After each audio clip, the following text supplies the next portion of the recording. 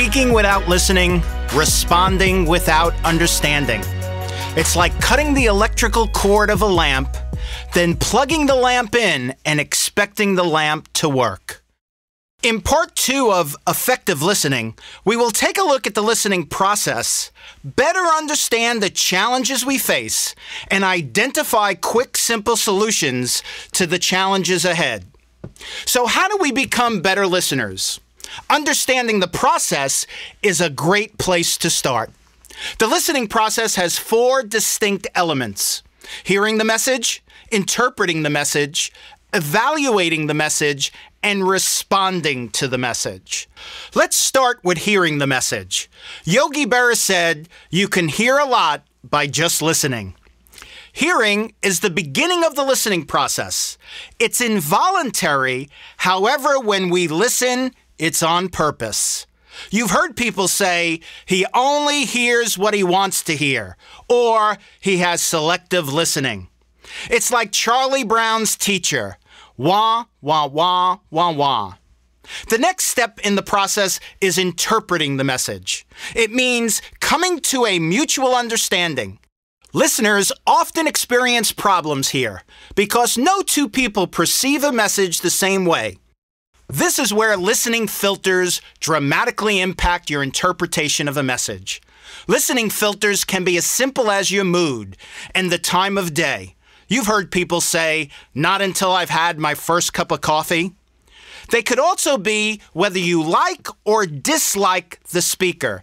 And it can be as complex as your value system, your expectations and perceptions, and even your biases.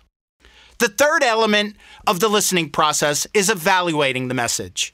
Good listeners are sure to get all the facts, they don't jump to conclusions, and they analyze all the information before formulating a response.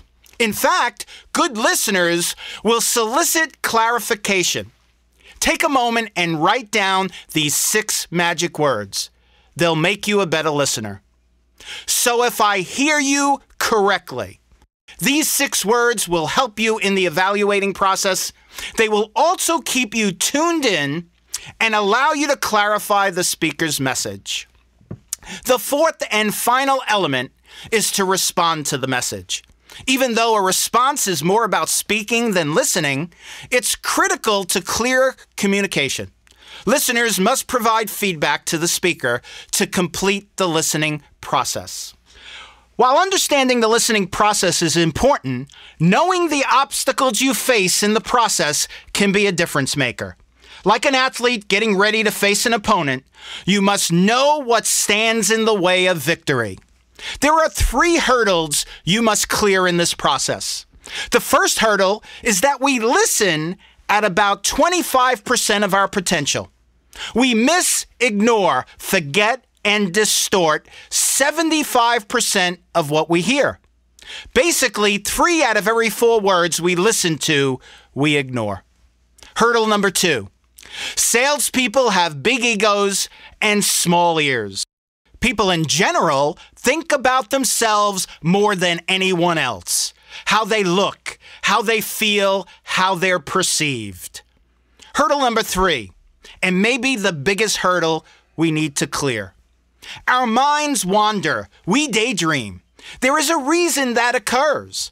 Our minds think at about 8 times faster than we talk, which basically means a client, a friend, a family member is talking at 125 words a minute. Our brain is thinking at about 1,000 words a minute. So we're moving so quickly, we begin to drift. We begin to fill those empty spaces with other things, and once that occurs, we become lost. So what is the solution? How do we become better listeners? Once again, I'll use an acronym to make it simple and easy to remember. The acronym is the word LADDER.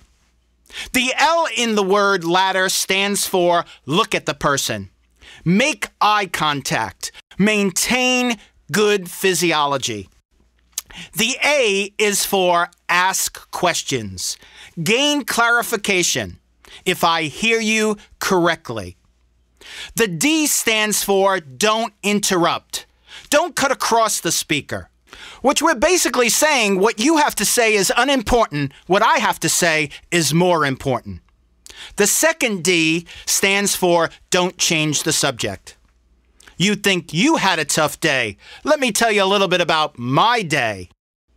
The E is for empathy, unselfishly putting yourself in the shoes of the speaker, thinking, feeling like the speaker. That builds trust, and people love to work with and do business with people they trust. Finally, the R stands for respond intelligently. The word ladder. As we close this podcast, let me give you one thought to cling to. Seek to understand, then to be understood.